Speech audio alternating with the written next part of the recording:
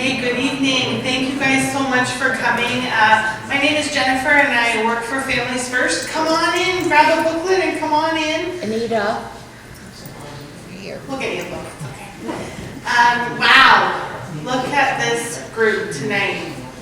So many people here to talk about such an important topic, spousal loss. So many layers to that, and I'm so very happy that you've all chosen tonight to come here and to seek support from each other and from this very talented, very beautiful person, Christine McMillan. Christine has worked with our team for many, many years, and she has been a source for so many bereaved and grieving people in Windsor, Essex. If you have a relationship with Christine, then you know exactly what I'm talking about. A person who can understand what you're going through with 3 words out of your mouth, and a person who has been actively serving the community of Windsor, Essex for many, many years. At Families First, we're so grateful to be able to offer these seminars, and we're so grateful to Christine as a resource that she continues to show up and to support the community of those who are bereaved. So thank you so much for coming tonight. Stephanie from our team is here. If you need absolutely anything, thank you again. Please reach out to our team and Christine. Here you go. Thank you. Thanks, Jen. I would like to echo at least part of what you spoke about, and that is thank you all for coming out here, but thank you to Jen and to Stephanie and the team. I continue to be grateful for the opportunity to come out here and do this work. For those of you who may not know me, I have been doing bereavement work for over 20 years in this community, and I've had a very close relationship with Jen and Families First while I was working with Canadian Mental Health in the bereavement program, and then after I transitioned into private practice. So I'm very grateful to be able to come out here and share information. But most importantly, I'm really grateful for all of you, not only because you've come out on a beautiful May evening, but because you're telling me by your presence here that you're willing to walk through this grief. And you will never hear me say that it's easy. It is difficult, it's painful, but it can be done. So I'm grateful for this opportunity to share correct information that I hope will help you on your journey and make the process a little easier. So a little bit of housekeeping. We'll be here for about an hour and a half. I do welcome questions.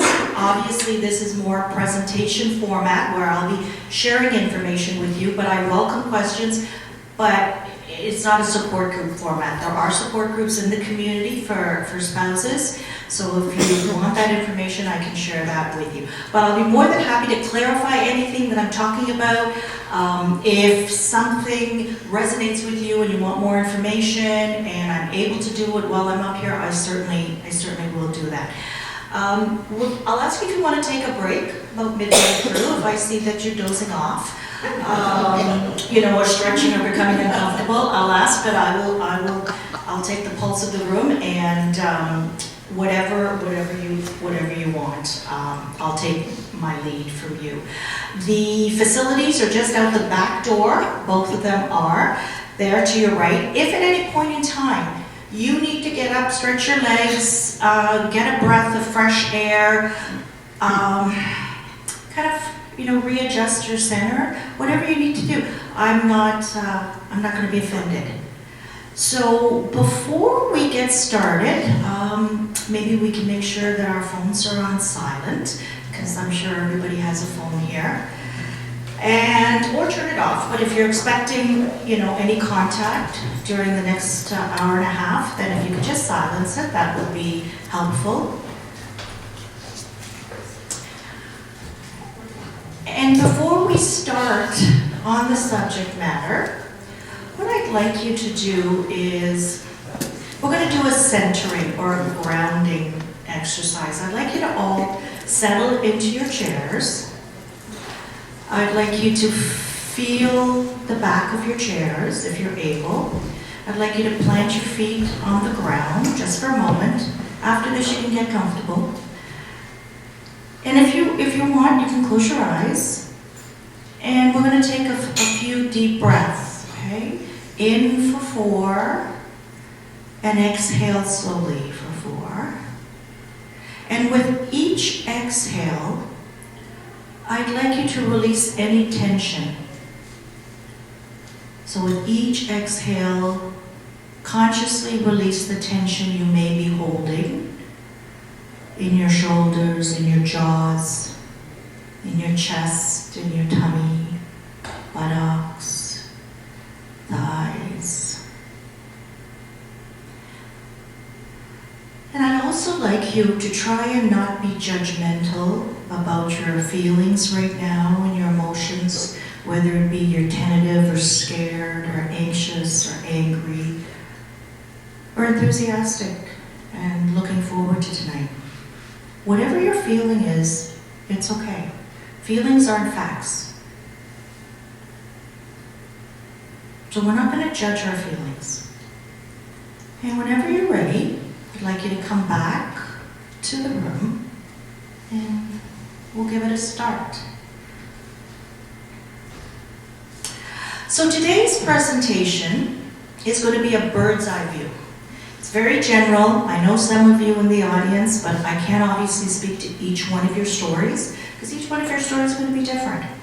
So we're going to talk about grief, what it is you're going through. We're going to use the correct terminology. But I'm not going to be able to obviously speak to each one of your stories. So if there's anything that resonates with you, you think you might want to work on a little more, certainly come and talk to me. I am obviously available for individual counseling as well. Or certainly continue to seek, if you're seeing a grief counselor, that's wonderful. So, the death of a spouse, and I'll use spouse, life partner, either sex, same sex, marriage, partnership, I'll use that interchangeably during the night. So we know that the death of a spouse is rated the highest on a very well-known stress scale because it affects every facet of your life. And 1 in every partnership will experience grief.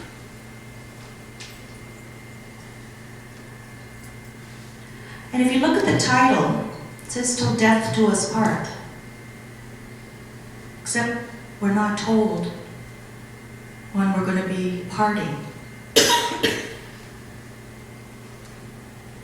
C.S. Lewis said, "Bereavement is a universal and integral part of our experience of love.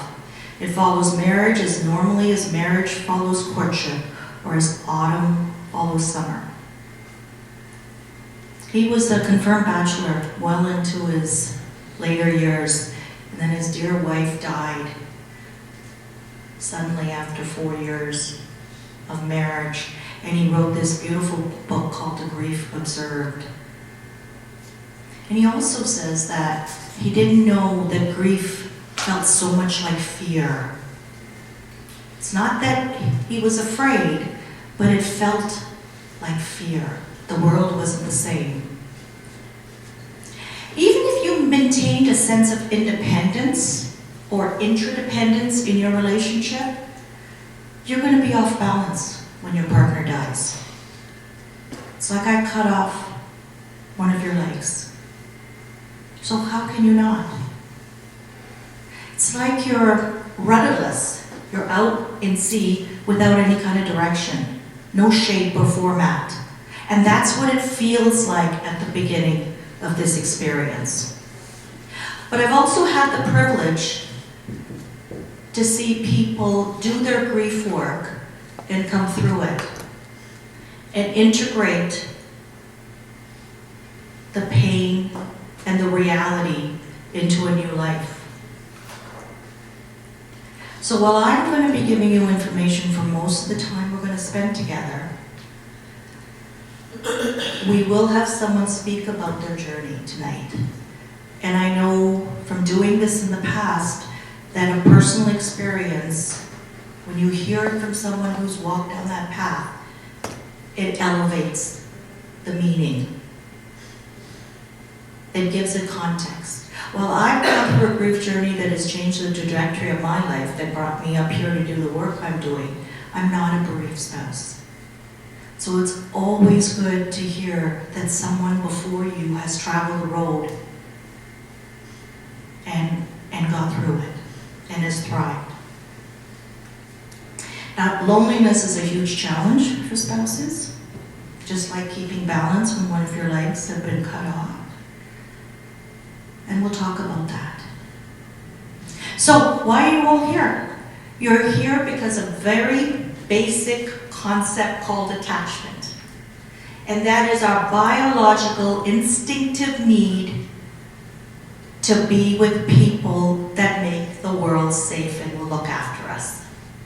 Primitive man needed to be attached for survival purposes. Now, we don't necessarily need a partner to feel physically safe.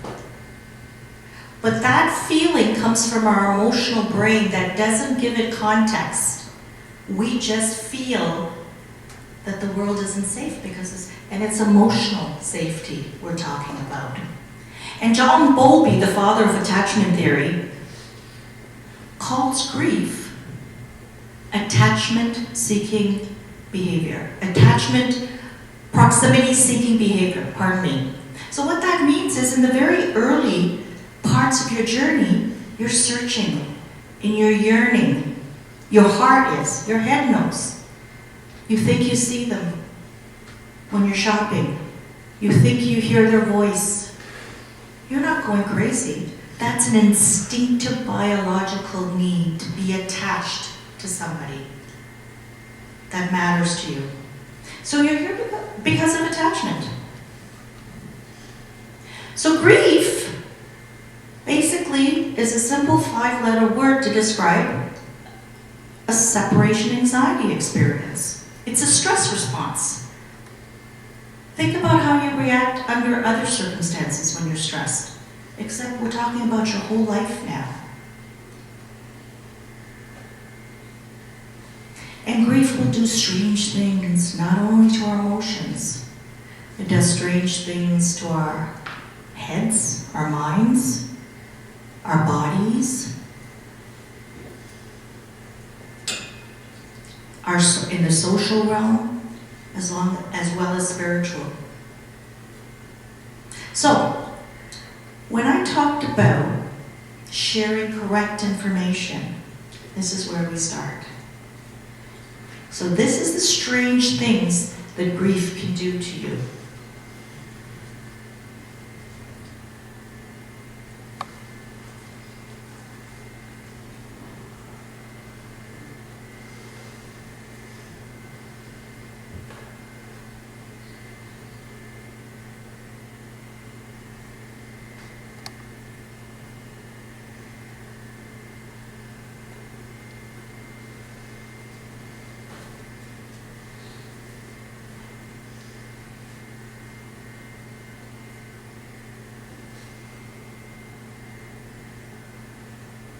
It is good. All of these things are normal.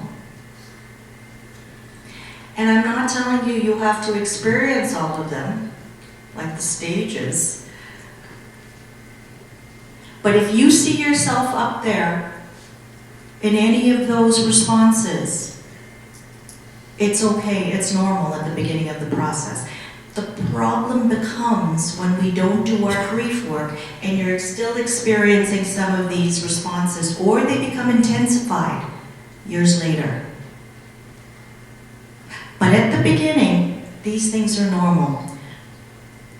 So no matter how much you've got it together, you will be affected by it at some level in some degree. So this is okay.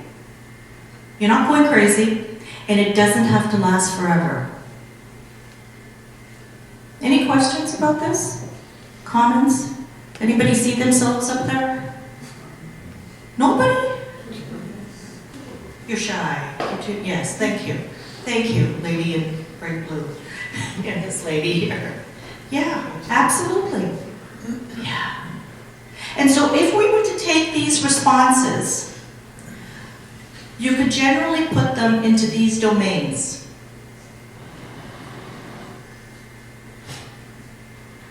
Our lives are going to be disrupted. So when we think about grief, we usually only think about the emotional aspects of grief. Crying, anger, resentment, maybe relief. But because grief is a stress response, stress affects us physically. So you have eating disturbances, sleeping disturbances, heart palpitations, headaches, backaches. And if you've got any chronic conditions, they can be exacerbated. So it's all grief related. However, there is a caveat. I always tell my clients that after a death, you should always get a physical and make sure there's no underlying organic issues for any of the symptoms you're experiencing. Because when you do your grief work, those things should soften, and you should stabilize. When we're emotionally dysregulated or a little bit more emotional than usual, takes our thinking brain offline. That's why we have problems focusing, memory. You're not going crazy. So once we kind of get our balance, you'll find those things coming back. Socially, people come into your life, and they could be gifts. Maybe people leave your life. It also affects us in a spiritual realm, and not necessarily religion, but in terms of your meaning, in your outlook, in your purpose in life.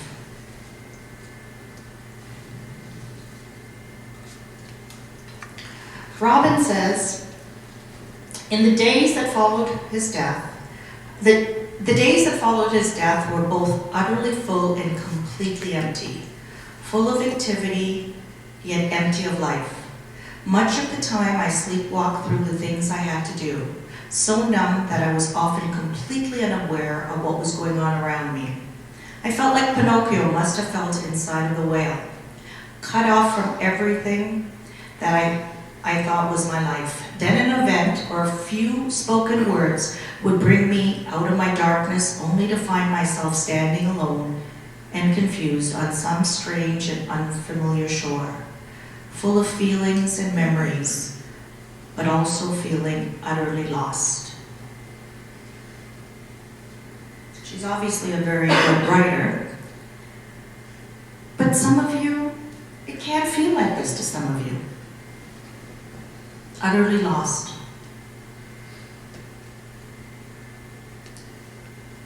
Until you find your way again. So maybe grief can also be defined. I'm going to challenge John Bowlby. He said it was separation anxiety. But my definition is, it's our response to an unfinished story.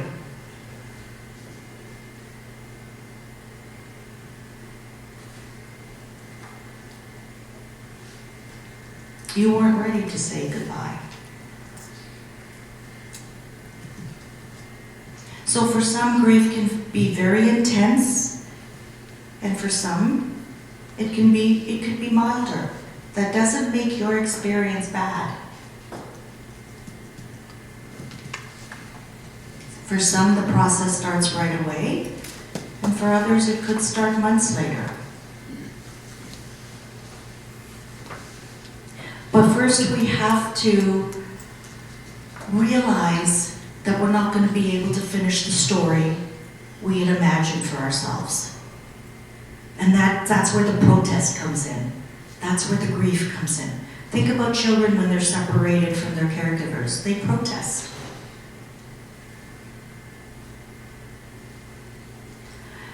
Now, although I've got spouses in the room here, so for how many people I've got in this room, I'm going to have different stories. So while you're all experiencing the death of a life partner, these are the things that are going to influence your grief journey. These are the things I'm looking for when I'm working with the bereaved spouse. So obviously we know in this case who was the person who died. But what was the nature of your relationship? What were the circumstances? Was it sudden? Traumatic? Maybe it wasn't sudden, but it was still traumatic because you watched them die.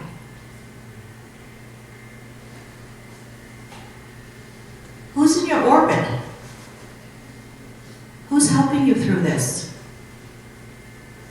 Remember, it's not quantity, it's quality.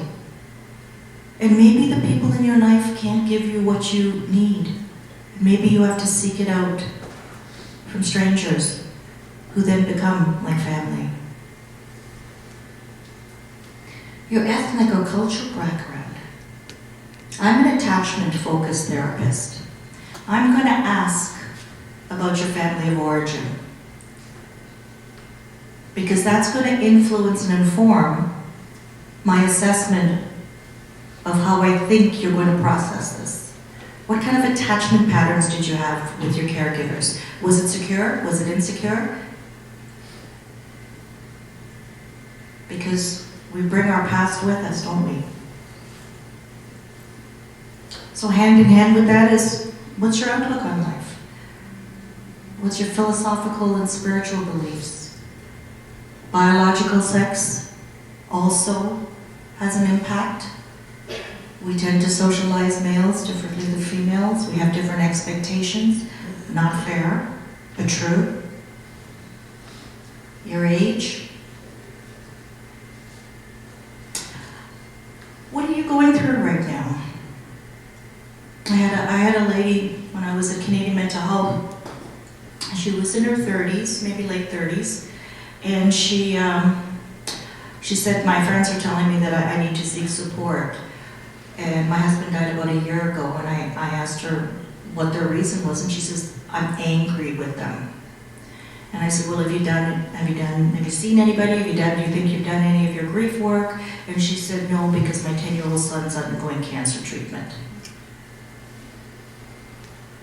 So it might not be her, physical health, although she was probably very stressed. It was the other stressors in her life. She was still a parent. But lastly, what's most important is, what kind of person are you? What's your unique personality? You may be sad now, but if I was to ask you, who are you? Because what I'll hear a lot, I used to be a happy person. Well, you're still a happy person, but you need to feel you're sad right now. You can't be happy and sad at the same time.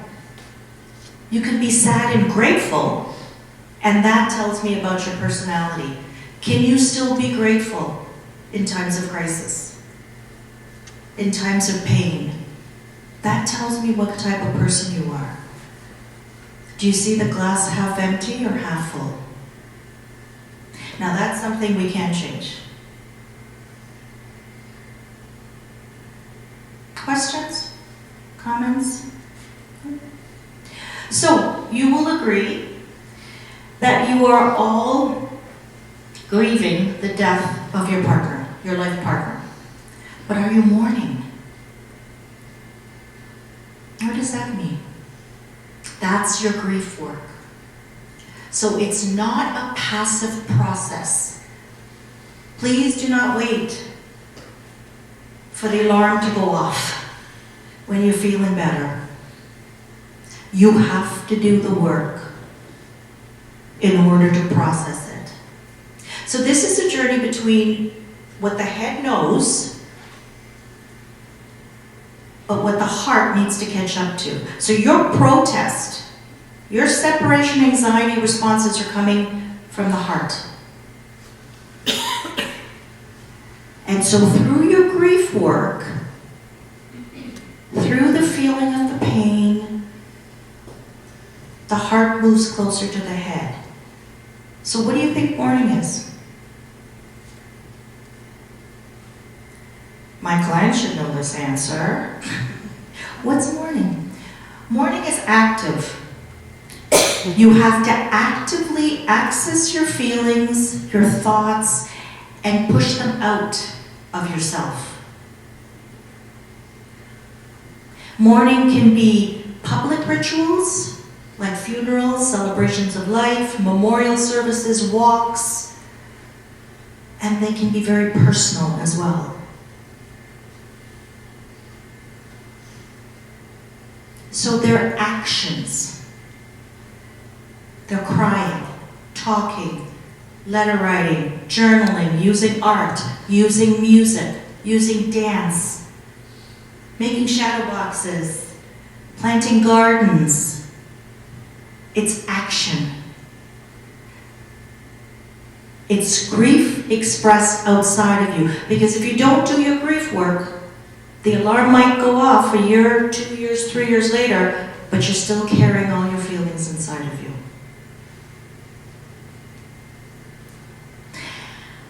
We don't do this work because it's painful. We take down the pictures. We release the belongings. We move. We decorate. We paint. We paint the house again. We sleep in another bedroom. We avoid.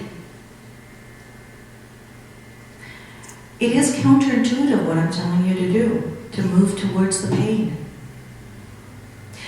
But grief doesn't. Grief comes in waves. It's very dynamic. It ebbs and flows. It taps you on the shoulder, or maybe punches you on the side of the head to pay attention. Our grief work is then to pay attention to it, release it, put it down, and then grief allows you to go grocery shopping, or look after the grandkids, or go to work. It comes in waves. So we dose ourselves with our grief. But it's also very unpredictable and messy, and that's why we don't like it. So we avoid it. We try to maintain control. But that's like putting a messy picture into a really pretty frame. It really has no meaning. Grief is messy. It's driving the car. And I gave this analogy to a client of mine many years ago. And I said, grief is driving your car, you're not even riding shotgun, you're in the back seat. And this client said, I'm in the trunk.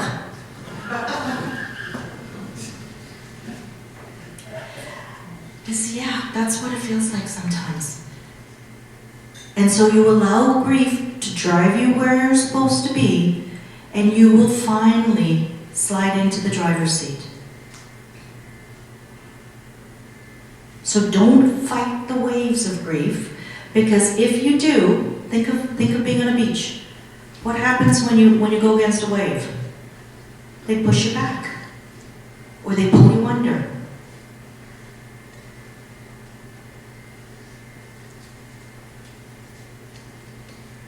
So I talked about examples of mourning. Anything else you can think of? Action. Anything that, running, walking, getting it out. But in our society, I will tell you that mourning is difficult, and finding support for our mourning and our grief work is difficult because we have lots of invitations to avoid it. What do I mean by that? He wouldn't want you to feel this way. She's in a better place. You're young, you'll find someone else. At least you have your kids. They wouldn't want you to feel this way. Right? We can go on with the list. They all might be true, but as Alan Wolfeld says, not helpful. Yeah, I've got my kids, but I want my partner. True, but not helpful. I give you permission to use that when someone says something insensitive. Because what they want to do is they want to push you along. They're uncomfortable with your hurt and your sadness. So find those people who'll journey with you. Find the people who'll laugh with you, cry with you, sit and listen to your pain, be witness to it. And conversely, what's mourning avoiding behavior? Keeping busy, traveling, spending money, running into another relationship, using work as a distraction. Those are what we call mourning avoiding behaviors. They're okay as long as you dose yourself with your grief. Jo said she was not only my wife, she was also the one who would tell me if my socks matched, if my tie was straight, or if my hair was combed. She was able to tell me with one look if I was talking too much or saying something stupid. She was the one who would remember all the birthdays and special occasions, and all I had to do was sign the cards. She was good at all things I am not good at. So she complimented me and made me more whole. God, I miss her so much. I feel like part of me is missing. I remember after my mom died, and my parents were married 47 years, and my dad said, I've lost my social convener. You know, she kept everything straight. But he's done a really good job. He's 90 now, and he remembers birthdays. So, Jo is saying, who am I now without this person in my life? Am I going to have to dress myself now? So we take those vows. So whether we take those vows formally or informally, privately or publicly, we're never prepared for the parting part of it.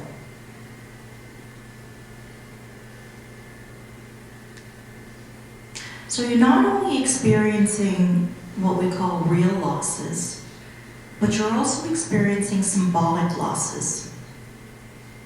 We'll talk about that later. And so your story that you and your partner told yourself at the beginning of your partnership no longer exists.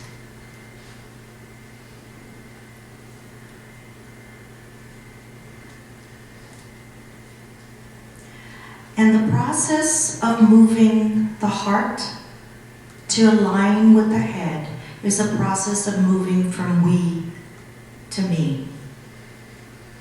And I'm not referring to whether or not you still feel married or not. Whether you choose to wear your rings or not to wear your... I'm not talking about that. I'm talking about who are you now in this world?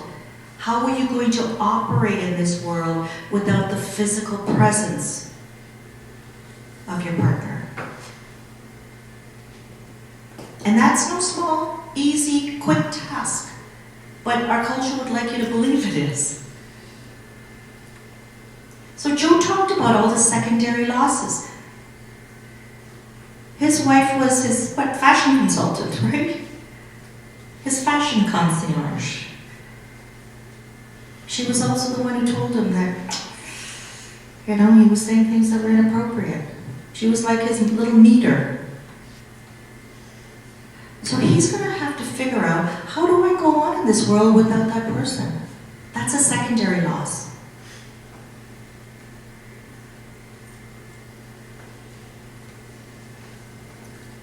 So let's talk about loneliness.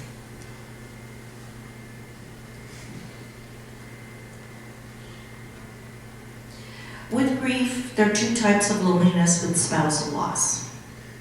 And loneliness can be defined as the state of distress a bereaved person feels when they perceive a gap between what their social needs are and what actually they're experiencing.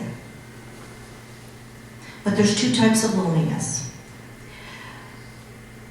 When it comes to a spousal loss, you're talking about emotional or intimate loneliness.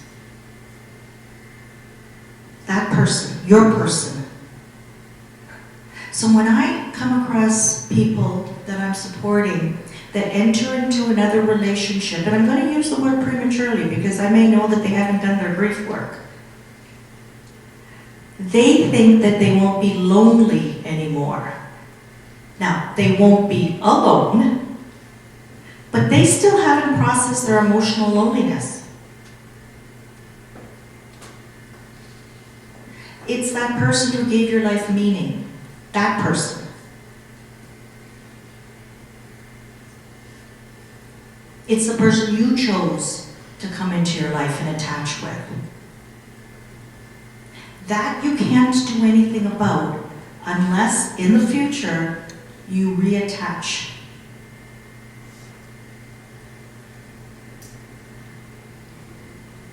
But there's also what we call social or relationship loneliness.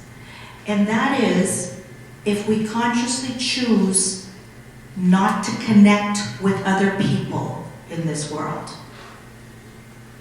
People who have similar interests that you feel comfortable with, that you have mutual interests with, or that you can have an exchange of ideas. If because we're experiencing emotional loneliness and it's overtaking us, we can run the risk of then socially feeling lonely as well if we don't choose to engage. You do have control over social loneliness.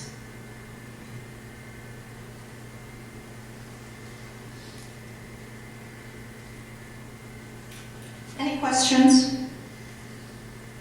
Comments?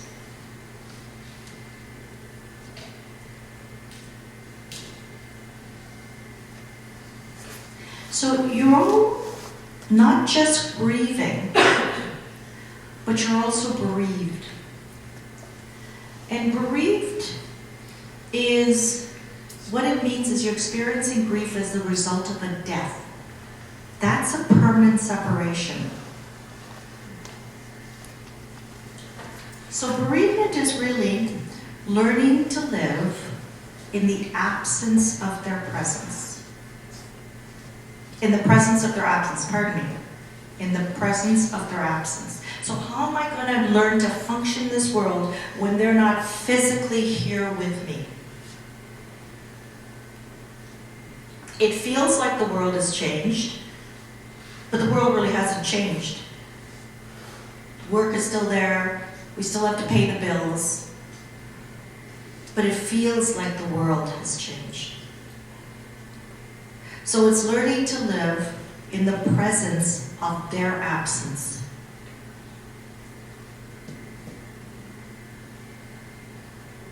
Alan Wolfeld says, loss creates a barren present as a one were sailing on a sea of vast nothingness. Those who suffer loss live suspended between a past for which they long and a future for which they hope. And I do know at the beginning of the grief journey that there's lots of people who feel without hope. However, it's the ones who say, I don't know what the future's going to look like. I'm not ready to give up the past, relinquish the past. I don't know what the future's going to look like.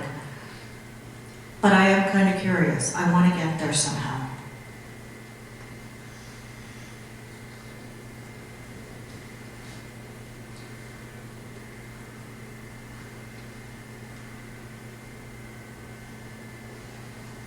And so then there's the losses we talked about.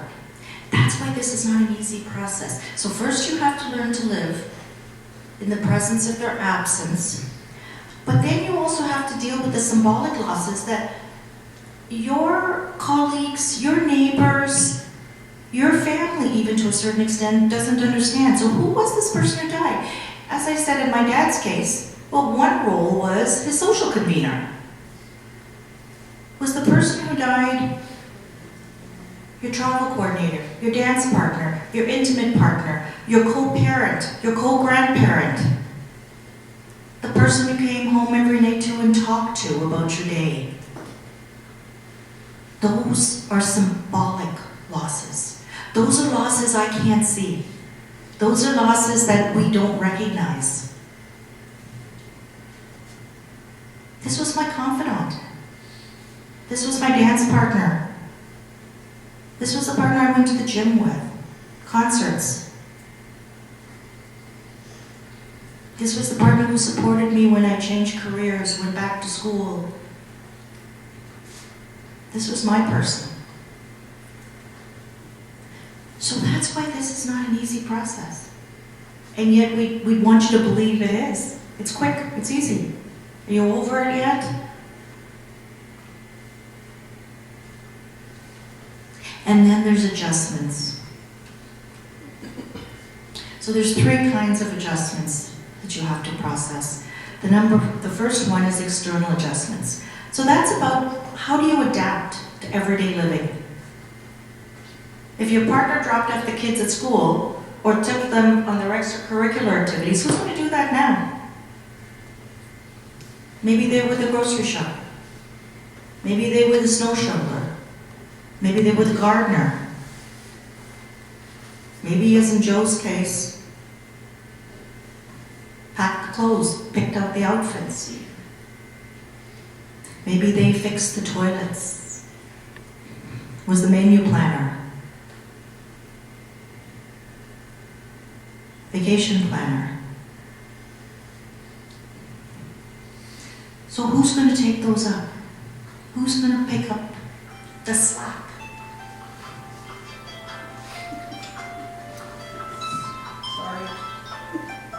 We accept your apology. That must have turned out on by itself, right? So, what's that? Forgot the alarm. Oh, the alarm. Is it time to go? No. No? Okay. So, lots of spouses resist taking on those rules, and that adds to the grief. Not only am I missing my partner, I gotta take the garbage out now. I gotta cook now. He or she was a great cook.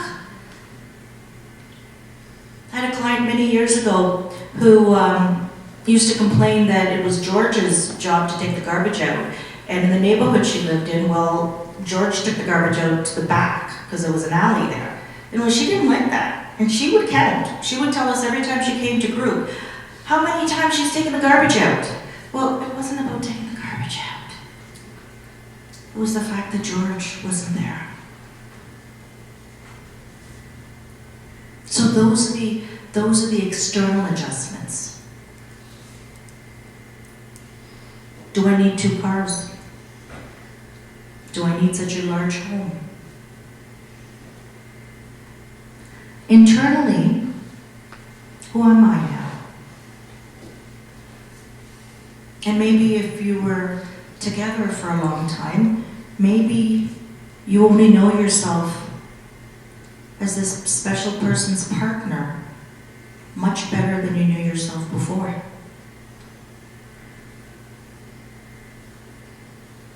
Even if you had a sense of yourself before you entered into the partnership, you're still going to question, who am I now? Because the people that we draw into our lives provide a mirror for us.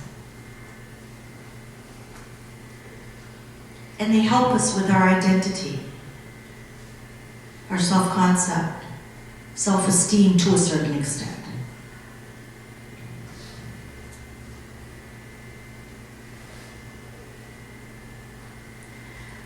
And spiritually, again, I'm not talking about organized religion.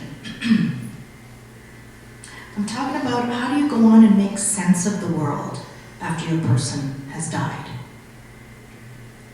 And any death, but especially the death, from my experience, of a partner or a child, challenges what we call core beliefs. So this comes under the spiritual realm. So we tend to think that things remain the same. They don't change. We tend to believe that things go according to plan. Well, if I've made those plans, it should come to fruition. We tend to believe that if you do good things will happen to you, and bad things only happen to not good people. We tend to think that people, especially those that we're related to, will always be there for us, will always be loving and kind. And we tend to forget that pain is part of life. But those are our core beliefs. Believe it or not, we walk around believing those things. But when we experience a death, those things are challenged. Many times I'll hear, well, I'm a good person. I'm kind. I go to church, I pay my bills, I shovel my driveway, I shovel my walk. I haven't hurt anybody. Why did this happen? Life isn't fair. So that's a core belief that we hold. We may intellectually say, well, I know life isn't fair. Look at those poor people who have to leave a war-torn country. But our beliefs are challenged when a crises enter into our lives. So those are the adjustments we have to make. It definitely is more challenging in terms of a spousal loss, because if you were in a healthy partnership, that was kind of a balance, right? And now you have to assume, at least immediately, what are you going to do with that part that your partner played?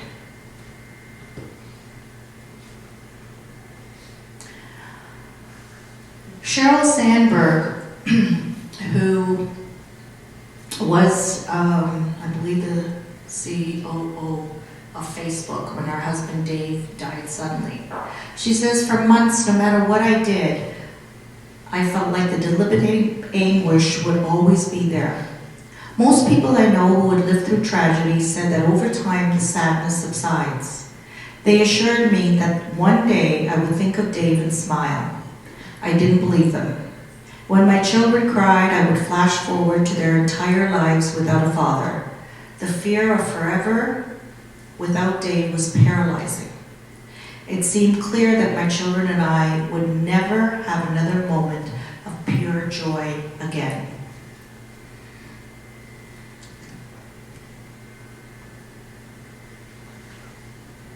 So that's not uncommon at the beginning of the experience. It's like your world imploded. But C.S. Lewis also said in A Grief Observed that there was no sudden striking and emotional transition, like the warming of a room or the coming of daylight. When you first notice them, they have already begun going on for some time. I see the progress with my clients. I see the little nuances. I can see the grass growing, but you can't. I can see the progress, but when you're in the middle of it, you don't see it. It's like daylight. It's very gradual, not as fast and as quick as we'd like it to be. But you can progress from what Cheryl talked about to a place that C.S. Lewis talked about. It's very gradual, it's unnoticeable, but you have to make that transition happen. Questions, comments, anything you disagree with? Bereaved spouse, yes, sir. Would you say that in this process, that sometimes you have to let go of friends that were friends of you as a couple, because they just don't get it. They don't understand. They don't understand that you want to be able to talk and remember and share funny moments and share sad moments and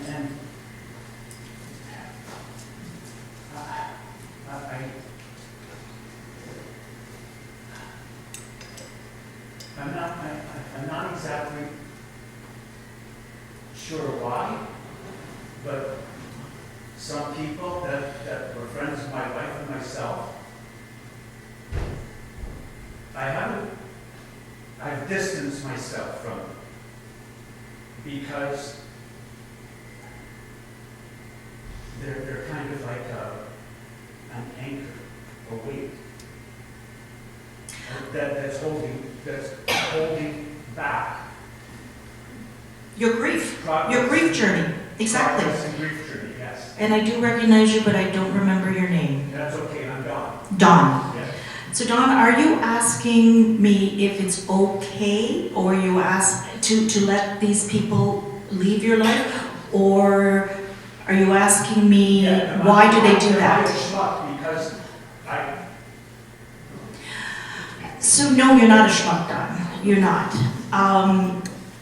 We talked about at the very beginning that grief affects us on the social realm, and sometimes people cannot be there for us in the way that we need. And what you're describing is you wanting to do your grief work with people that you thought were close to you and your wife. And those are the people we need in our mourning, the people that we can be ourselves, our grief selves with. What was your wife's name? Kathy. Kathy. You want to be able to talk about Kathy with them. You want to be able to laugh. You want to be able to cry. You want to be able to say, I'm sad, but I remember the good times. But they're shutting you down. That's also can feel like another loss. But sometimes relationships come to a natural end. And what we tend to do, Dawn, is we tend to expect something from people that we've had a long relationship with. But when I examine more closely with my clients, tell me more about the relationship, we find that it may have longevity, it may have breadth, but it doesn't have depth. Does that make sense? Just because you've known someone for 50 years doesn't mean they're going to be willing to walk with you on the grief journey. And that is sad also. Conversely, people can come into your life too. Yes. Okay. People can come into your life and they can then be your lifelong friends. And you will have to mourn and grieve the people that you've released. Now, you may be willing to accept them for what they can offer you, but it doesn't behoove you to be angry at them because they can't give you what you need. So my analogy to that is, don't get angry at the dentist if you take your car in to get fixed. Thank you, Darcy. It's no use. So maybe you keep that dentist, but you understand you don't take the car there. But that's a very personal choice, but it's not uncommon, Don. Okay. And I'm going to add to that. You didn't ask me this, but I'm going to add to that. One of the reasons that we know that that happens is because we're all part of this mourning, avoiding, and death denying culture, the society, that we know death is going to happen, but it's going to happen to someone else. And then if it happens to one of your peers, what are you going to start thinking? My mortality is closer. And you know what? Don reminds me of that. Or Don reminds me that I can feel pain, and it's too painful for me to watch him feeling pain, because I'm uncomfortable with feelings. So there's several reasons why people can't, but it's never us, it's them.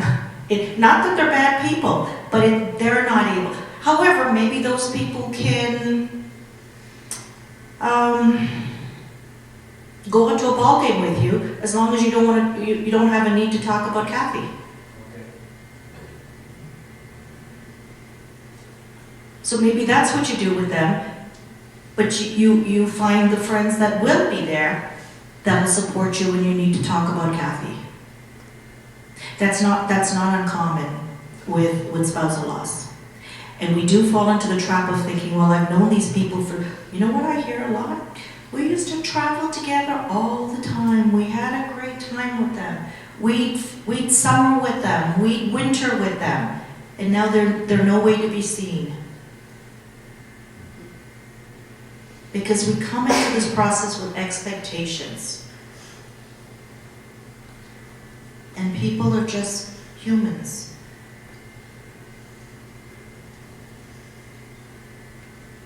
So then it's up to us to find other ways to get those needs met.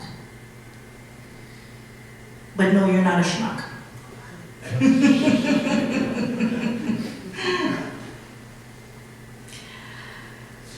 Did I read this? I can't remember. Thank you. I accept that I cannot control the fact that I have suffered loss, but I can control what I am going to do with the life that I have been handed. Whatever I decide to do or try, I will do so with the understanding that by exploring new opportunities and experiences, I am not casting aspersion or disrespecting my past. I am actually taking control of a situation over which I may have had little or no control by honoring my past without living in my past, welcoming today and designing my destiny and embracing of a future of my choosing. So for those of you who are new in the grief process, I'm not telling you have to be there today, May the 9th, 2023. But this is also about hope. And my wish is that you will get to this point. So, what do you have to do to get to this point? Do not avoid your grief work. I'm not going to tell you to cry. I'm not going to tell you to journal.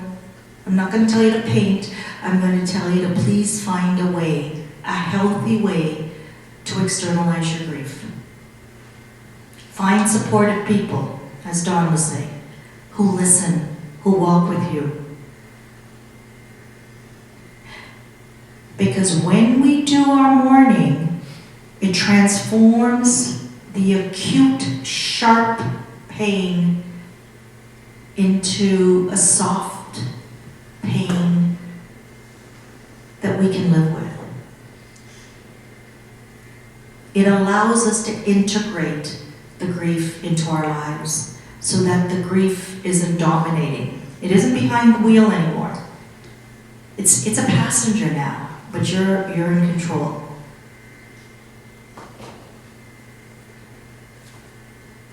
So, you're not going to avoid your mourning. You are going to very slowly learn to transform your relationship with your life partner from one that was a physical relationship to what we call one of memory or spirit. We call that a continuing bond. How do I live forward while remembering my past? So there's this concept in the grief world of a continuing bond. How do I integrate their memory into my life as I move forward? It's not the focus. And please, when you resist your pain, it becomes suffering. And don't fall into the trap of thinking you have to have a continuing bond with your loved one out of pain. That's not a good legacy for them. Miss them, and miss them. Feel all your feelings. And then live fully with their memory. So we're going to change the relationship that we had with him or her. How are you going to do that?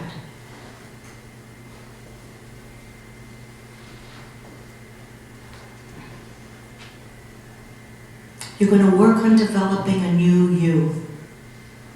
This is one of those internal adjustments. Who am I now without this person? Am I still Dawn? Am I still married? Am I a schmuck? You know what, Don? I love the fact you have a sense of humor. That's a protective factor. Bless you. That's a protective factor. You can still be sad, but still have a sense of humor. These are external adjustments. You're going to have to figure out, how am I going to live my life in a healthy way? How am I going to connect with other people? Am I going to continue with the sailing club? Am I going to continue cottaging and all the social ramifications of that? Is that something I want to do? Am I doing it for me or am I doing it for my partner? Does it make sense to me now? I remember a lady who, she and her husband had a cottage for the longest time, and she struggled, but it was very important to her. And so she kept it for the longest time, except that she complained about it. That she complained about the cost, about the upkeep, about having to travel to the cottage. She did that for her partner. She wanted to see her partner happy. But she held on to it much longer than she needed to because she felt that's what he would have wanted. But now we have to start making decisions that are relevant to me. Now, if she wanted to keep the cottage, that's fine. But it really doesn't make much sense to do something like that if it's causing you more stress.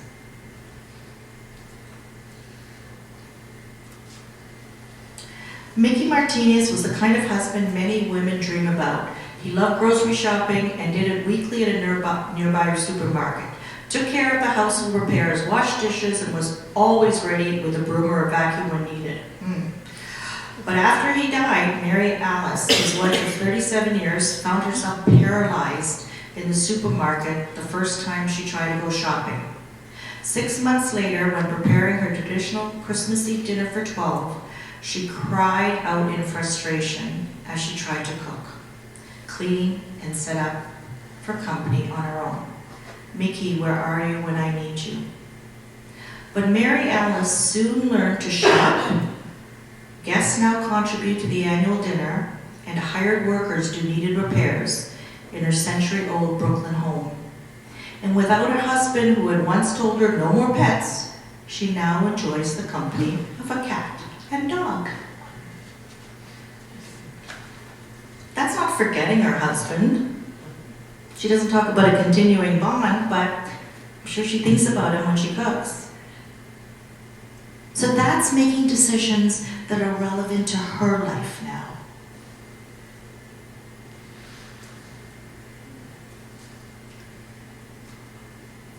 So, here are some signs that you are processing your grief. Can you drive somewhere by yourself without crying or wanting to cry? And I know songs are a great trigger. So can you turn on the radio now?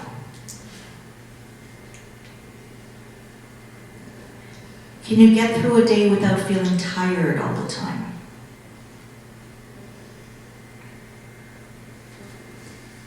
Can you concentrate? Remember, plays havoc with your mind. Can you concentrate on a movie, a book, a TV show? Can you not think of your loved one for a brief period of time and not feel guilty about it? We can't forget. It's impossible to forget. We just get to the point where we're not focused on it. Can you get through a few hours or days nearly pain-free? Not that you're avoiding it. Do you find yourself returning to a new normal? Not your normal. You're creating a new normal. And I already talked about this.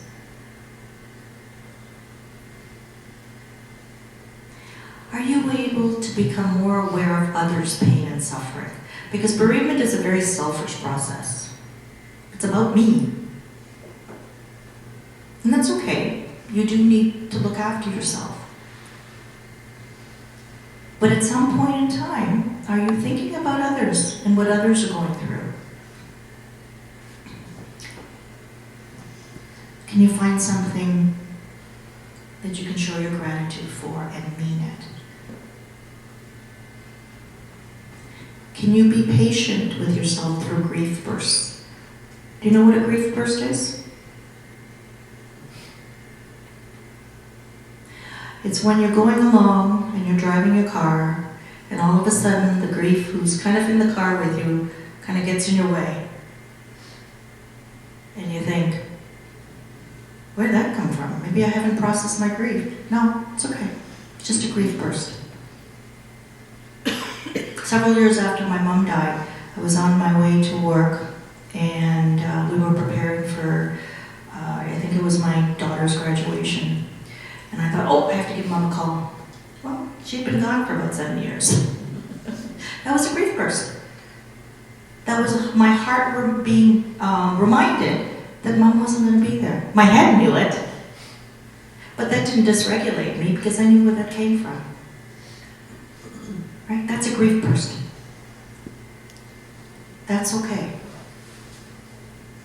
Can you start making longer-term plans instead of living moment to moment or hour to hour, day by day at the beginning of the process? Because that's what you need to do at the beginning of the process. It's too overwhelming to think of forever, or next year, or next month in some cases.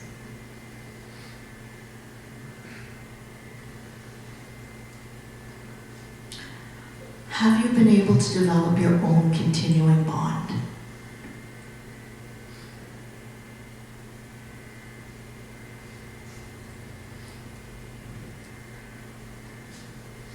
And are you willing to commit to living fully, to live the life that you have now fully for yourself, but also in memory of your spouse?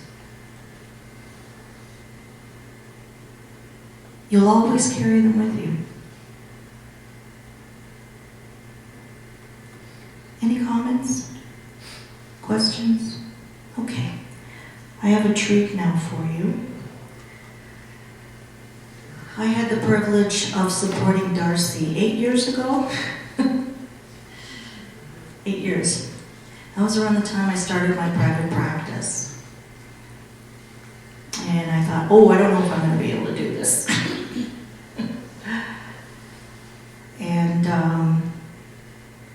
And here she is. She's going to talk about her grief experience.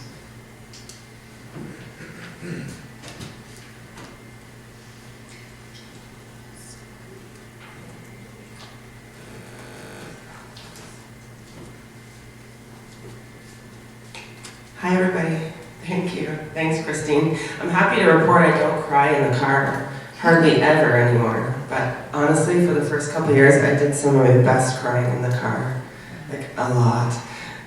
Couldn't go anywhere without crying, So I'm Darcy. I've never told this story in front of this many people before, so I'm a little nervous, but you know what they say, be afraid and do it anyway. So that's what we're gonna do. So Christina actually reminded me of a funny story I'm going to tell first. She was talking about doing the garbage, and my husband used to do the recycling, and to this day, if you come to my house, it's every other Monday night I have to do it. If you come to my house, you'll hear me mad but also laughing doing the recycling, because although he did it, he absolutely hated doing the recycling, and I'd hear him angrily boxing up and wrapping up cardboard and talking about how he'd have to gift wrap it for the recycling guys and put it out on the street. And so now I can finally do the recycling and just think back and laugh so hard about him every other week doing the recycling for me. But it's nice. So I am at a point where I don't cry doing recycling. I look back and laugh about him and think about him. So first I'm going to tell you, Christina asked me to touch on some points, so I'm going to do my best. I've got some notes here. So my husband's name was Shane, and we met in high school. I was 14 or 15 at the time, and I saw him first, he was singing in a band. And I just thought, oh man, he's the best looking guy I've ever seen in my life. I thought he looked like a movie star. I wish I had a picture to show you because you'd agree. And he was also the funniest, wittiest person that you would have ever met had you met him. And many people still say to this day that they don't think they'll ever meet someone that was as funny as Shane was. So many years later, in my early 30s, so we were together for 15 years, we finally got married. It took me that long to pin him down. And then a few years later, our son Henry was born. And we were really happy. And I actually remember in the months before he died thinking, wow, this is the happiest I've ever been in my entire life. But then, on February 27th, 2015, I got the worst call of my life. So I was in the baby aisle, the baby food aisle of Zehrs on Lausanne Parkway when I noticed a number of missed calls on my phone. And so I called back, and to make a long story short, was told by paramedics in the baby aisle that my husband had died in an accident at work. So I remember, and at the time I was 7 months pregnant with our daughter, and I remember very vividly that giving the cart to a lady, it was a full cart, telling her, I'm sorry, I have to leave, and driving straight to the accident site. And I remember pretty vividly that whole day, but then not much after. It sort of became a blur the weeks after that. I'm sure, I have no doubt, and Christine has told me, I was in shock, and I was just in survival mode because I had a 3-year-old son and was pregnant. So I really had no choice at that point. Is she coming over to move this? Okay.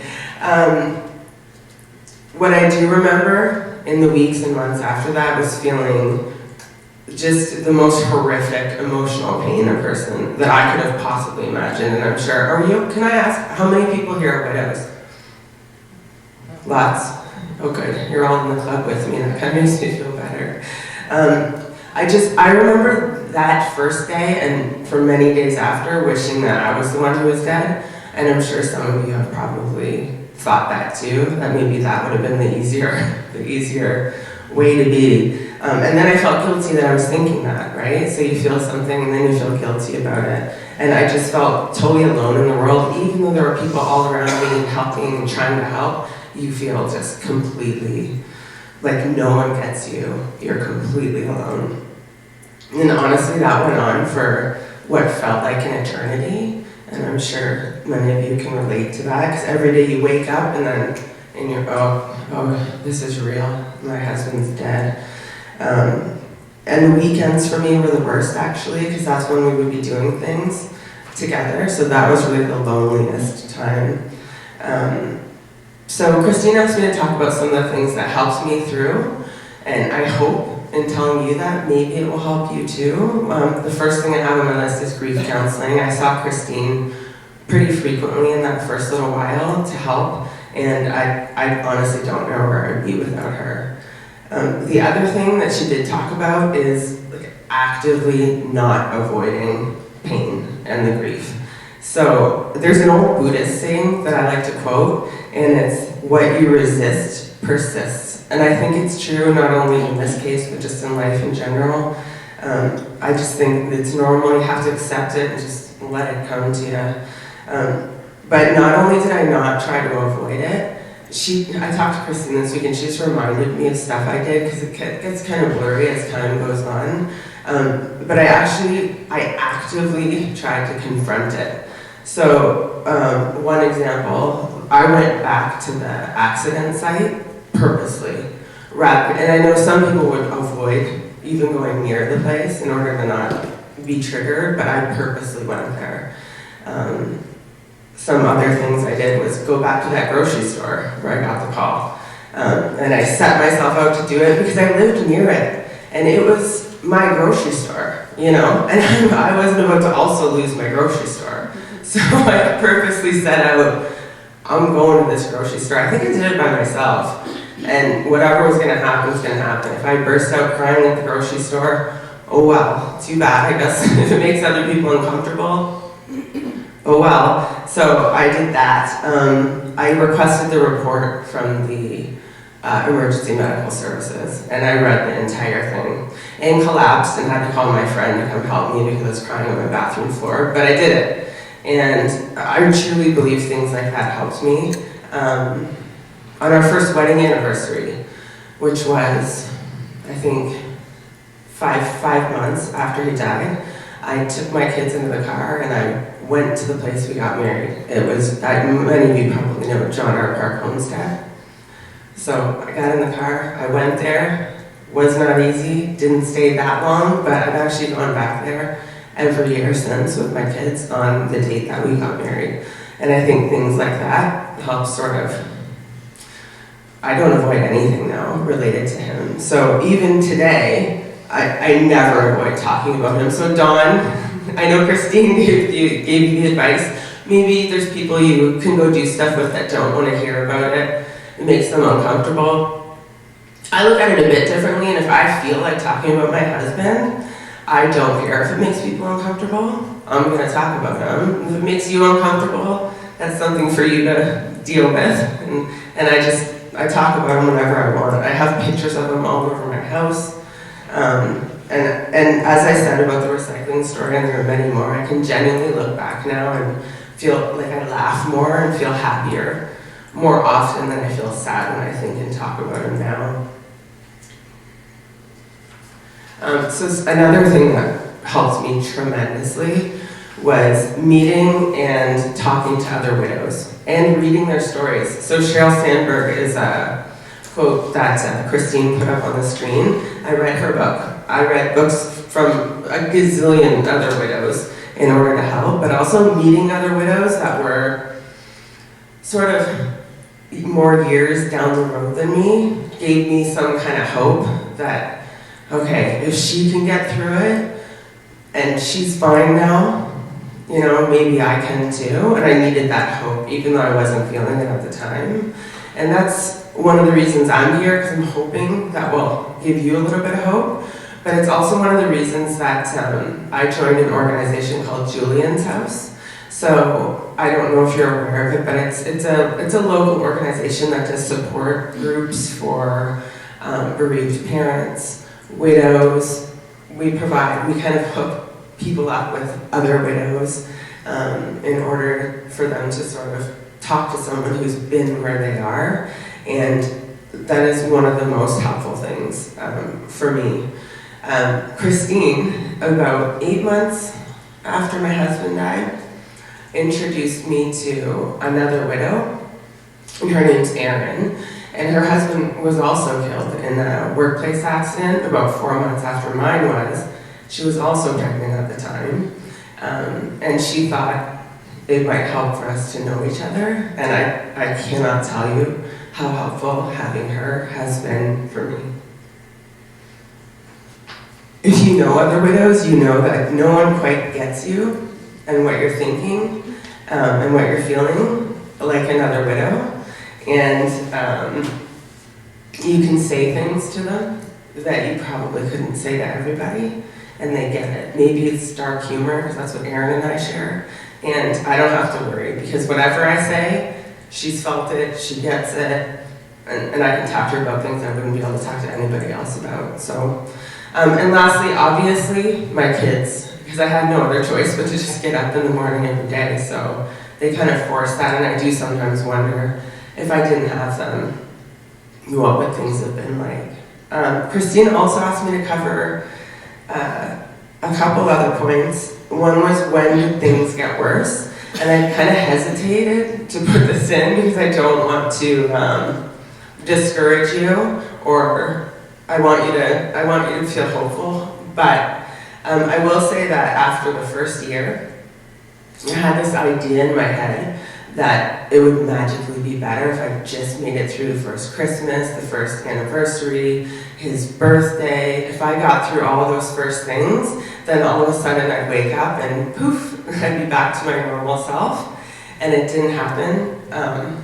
Not to say things weren't getting better, But it's almost like at that time, reality really set in. Like, oh, this is my life now. This is like, Christine, your metaphors are amazing, and I still use this one. And it kind of relates to this. She told me, I think at that time or after, it's like if you were on a plane on your way to Tahiti, and it somehow gets diverted to Siberia, okay? And it's like, that's not where I was planning to go. I want to go to Tahiti. But in your mind, it's just a pit stop in Siberia. You can get through it. So the first year feels like that, like I'm gonna get through these first things. But then you realize, oh, actually I live in Siberia now. I'm not going to Tahiti. This is where I am, and I have to make the best of it, I guess, right? So it's kind of like you're resigned to, okay, fine, I guess this is what it is. Now what do? So, I mean, at that point, I sort of just kept plugging away and just did what needed to be done, and, you know, in practical ways of how to, you know, how am I gonna run my life now? It's just me. It's finally come together here. I gotta figure out what to do. So one of the things I had to do was move. So I bought a new house. And it wasn't, so you'll hear caution a lot about making big decisions like that. Because oftentimes I think people are doing it to avoid, you know, the memories. In my case, it wasn't. So if you came to my new house, you'd see there are pictures of my husband all over the place. It was more for practical reasons. So like the cottage she spoke about, if it's, you know, stressing someone out and it's not, you know, it's not something you want, then you have to change it because it's just you now. So for my house, it was huge, wasn't set up for a single mom, had a giant backyard, and it just wasn't the right house for now me with 2 small kids. So I bought a new house and I moved. I did other things like the first vacations by myself. And honestly, the first one, I faked it for my kids, but I did not love it. It felt like just wrong to be on vacation alone without my husband. Then I just kept on going on them until finally, now they feel normal. And I might have told you about a couple of years ago, I finally had some vacations where I thought, oh, I really like this vacation and this was good. I didn't think this is wrong, this is not, you know, me by myself with my kids. I do not like this, even though I'm on vacation. I finally am at a point where I like it. But it took a while, so. Something I do want to touch on really quickly for those of you who might have kids. Because I know, you might have questions about how I dealt with that. So, when my husband died, my son was 3, and he was at daycare that day. And I remember the most important thing in my mind that day was, how am I going to tell my son, right? That his dad's not coming home. And I called Christine, I think that day. I Googled her and called her that day. And it wasn't for me, it was, okay, I have to go pick my son up at daycare, and what am I going to say here? Help me, tell me how to do this. And she gave me some advice. And lots of people have lots of advice. Lots of books have lots of advice. And the choice I made was to, because he was 3, be very concrete about it. And I think a lot of grief counselors will tell you, at that age, they don't understand nuanced concepts. You have to be very concrete. So I just told him that his dad's body stopped working, and he died, and he wasn't coming back.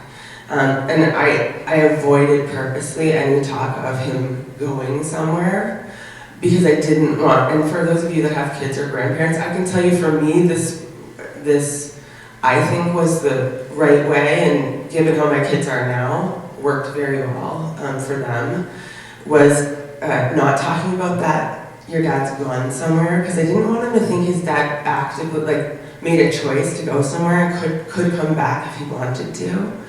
So I avoided that kind of talk, and even with my daughter, she was born a couple months later, and obviously I've had to have these conversations with her. I've said it in the same way when she was young. Now that they're 8 and 11, our conversations are more nuanced. You know, I talk to them about what people think happens when you die and what I think and what do they think. Just when they're younger, I felt that was the best way to handle it, and I think it was, for me, it was the right way, and for them. So now, how are my kids and how am I? I'll tell you. So they're lovely humans and they're doing great in school. I did seek grief counseling for my son a few times over the past 8 years, but you know, in all, they're normal, happy kids and they like their life. So that's all I could ask for. Christine asked me if there was like a turning point at some point when I thought, this is good. And I don't remember any specific thing. It's just looking back just slowly over time, I realized that, you know, I could laugh and not be faking it. And that I actually felt genuinely happy. Because for a long time, and you probably already know this, some of you, that, you know, you're just putting on a brave face and faking it and laughing at jokes, but you don't really feel it. And suddenly I realized I could really feel it. And, you know, I still talk about my husband all the time. I think about him all the time. It's just doesn't feel as sad all the time as it did in the beginning. Anyway, so, you know, what happened really did change me forever. I feel guilty even saying this, but I'm actually the best probably I've ever been in my entire life, even compared to those years. And I still feel guilty saying that. But I'm doing great.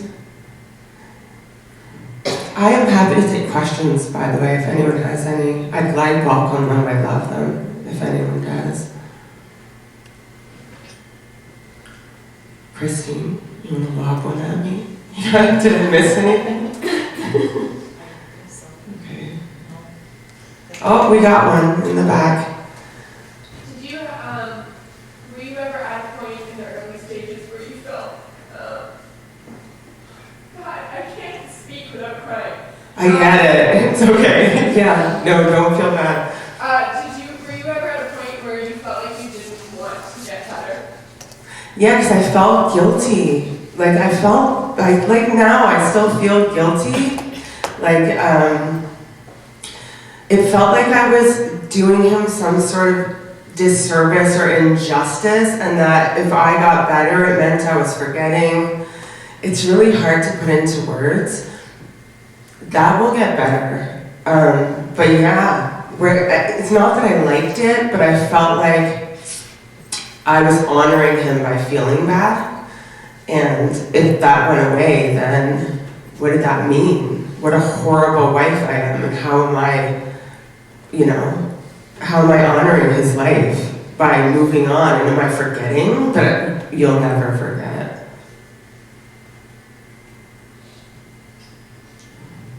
Any more? Oh, we got one. This is good.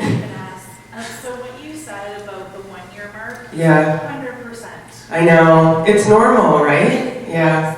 Do you remember what steps you did to kind of move on from that once you realized you were still in Siberia? In Siberia. I know I talked to my friend Erin, the one I was telling you about, and I still talk to her. We go on vacations with each other now. We have 4 kids between us, and I talked to her, and I don't know. It's a good question. Do you remember, Christine? You just kept doing what you were doing. I just kept doing stuff. People invited me places. I didn't want to go. I went. Like, you know, I would just, my sister would ask me, do you want to go on a vacation? Yeah, sure.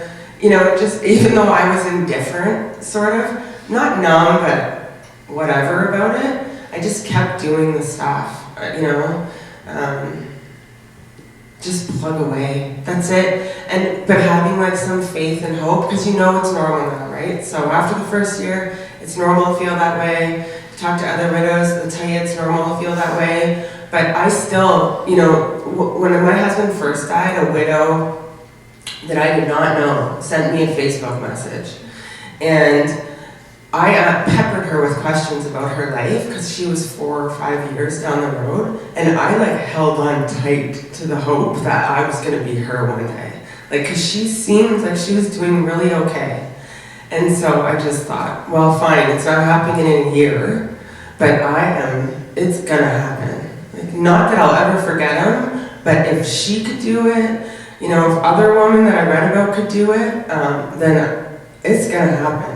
So I was never giving into the idea that I wasn't going to get there. I used to tell my kids this story about, I don't know if it's Gandhi or sat in a room and stared at a wall for a year. And if he could do that, then I can get through this, and I'm just going to keep going until I finally feel it. I'm going to not fake it till you make it, because I don't think you should fake it all the time, but just keep going. And it will get better, and it did. It did. I don't know when exactly, but it did, so, yeah. Thanks for sharing. Yeah. I think that's it. Yeah. Thank you, Ryan.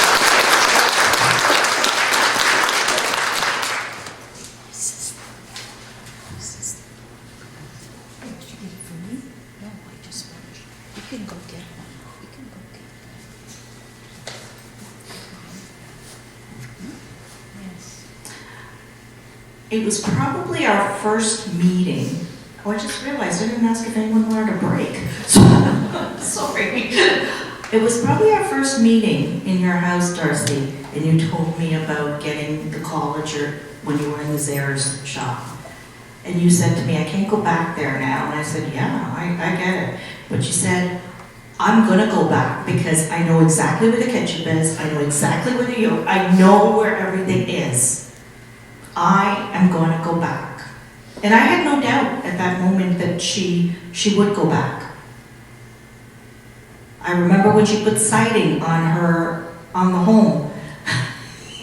She YouTubed it. She put siding on her home before she sold it.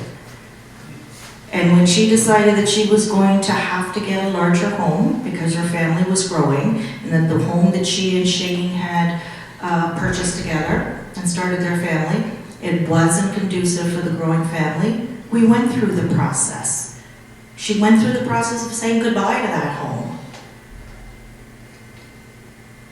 And about your question about what do, it's like what C.S. Lewis said, you know, it's like the dawning of the day. You just keep going. And so to take this, the analogy of Siberia, you figure, okay, I better buy a jacket. I better get mittens, I better get snowshoes if I can't get out of Siberia. So you've got two choices. You can become better or bitter. And I don't know who asked the question about not wanting to get better. That's also normal. However, we should be careful not to fall into the trap of thinking that you have to be attached to the person because of pain. Because why did you come here? Why do you seek support? What is it you want to be rid of? But what is it? When clients come to me and they tell me, I want to feel better. Well, feeling better is tackling the pain so it gets softer. And there will come a time where, a short period of time where you can feel guilty, that you're not feeling that pain. But it's no use wearing the clothes that you were going to wear in Tahiti when you're in Siberia.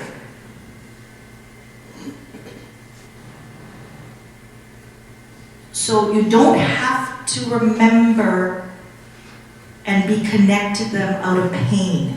But you have to process the pain so it softens and it changes. It doesn't change, we change in dealing with it. So it's been described at the beginning of the process as walking around with armor. And then as we allow the grief to be processed, it's like a cloak. It's like a soft cloak. It's like their bathrobe or their favorite sweater It's not so heavy anymore. It doesn't weigh you down, but it's still there. That connection is still there.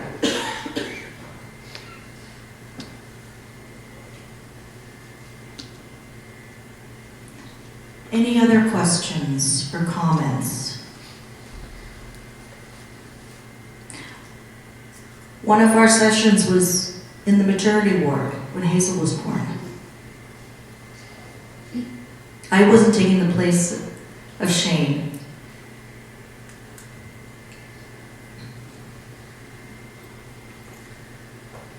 So when Darcy agreed to speak, because I do share Darcy's story without any identifying information. And I remember when Erin became my client, and I thought, this is just too strange that I have two young women who have young, and they both boys, and they both had girls. And so with permission, I set up a meeting. Never thinking that it would come to this, but it was just about the commonality. You don't have to be friends with widows and widowers that you meet, but you've got this bond now.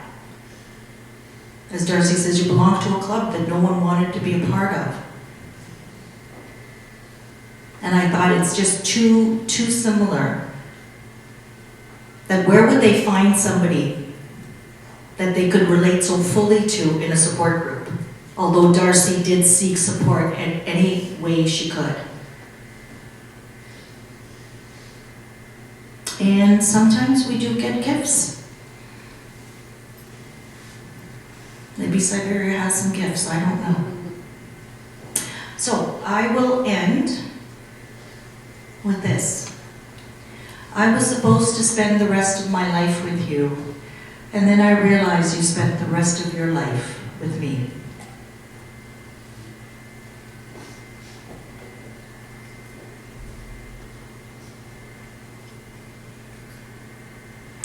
So I thank you for coming out tonight. I wish you well. And as Darcy says, you keep going. You keep going until you get through the other end. Good night, everyone. Ask for support, accept support, and know that you're braver than you feel right now. Good night, everyone.